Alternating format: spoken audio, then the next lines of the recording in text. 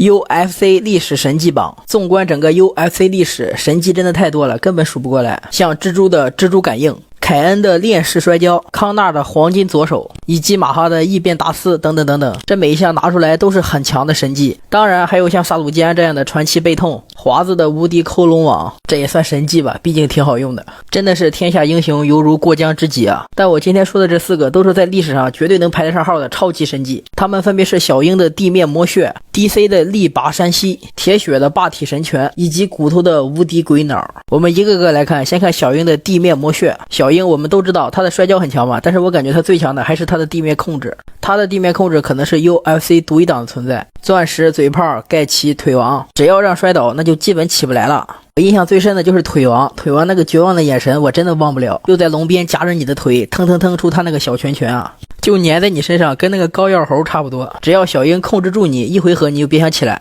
虽然小鹰这招很难看很猥琐，但就是很无解。第二个是来自于 DC 科米尔的力拔山兮式摔跤。大家都知道齐马耶夫的摔跤很凶猛很凶残，上来一大扣直接撂倒，但大家可以去看看 DC 的摔跤，那是真正的暴力美学啊！不管多么重的人扛起来直接砸地上，骨头、减重、火警这些人都被他砸过，而且他这对手的含金量是真正的高啊！他的身体条件、竞赛天赋确实是很差，但是能在巨人如云的轻重跟重量级都获得冠军，那绝对有自己的独门技术，那就是他的摔跤技术，要技巧有技巧，要力量有力量。特别是他那个力拔山兮式摔跤，那真的是暴力满满啊！扛起来直接往地上砸，这么暴力的摔跤以后真的很难见到了。所以说我认为他这个力拔山兮式摔跤啊，绝对在历史神迹榜上有一席之地。第三个就是铁血纳甘诺的霸体神拳，这没啥好说的，纯粹的数值怪，全是数值，属于抗击打跟重拳全部叠满了。甚至说啊，就他开那个霸体抡那个王八拳都没几个人能接得住。而且我认为铁血的战力并不是特别糙，只要他不上头都挺好的，有移动、反应快、启动也好，拳法的组合和连贯都很好。缺点主要是战力上的防守漏洞和艾伦王八拳的大开大合，但他这个抗击打跟重拳又在八角笼类弥补了一切的不足。我还是感觉想赢铁血就必须走地面，打战力我感觉没啥希望，因为打战力你必须要有换拳嘛，你换拳你换得过他啥拳啊？所以说他这个霸体神拳纯粹的数值，全是数值，对于战力选手来说那可是相当不友好。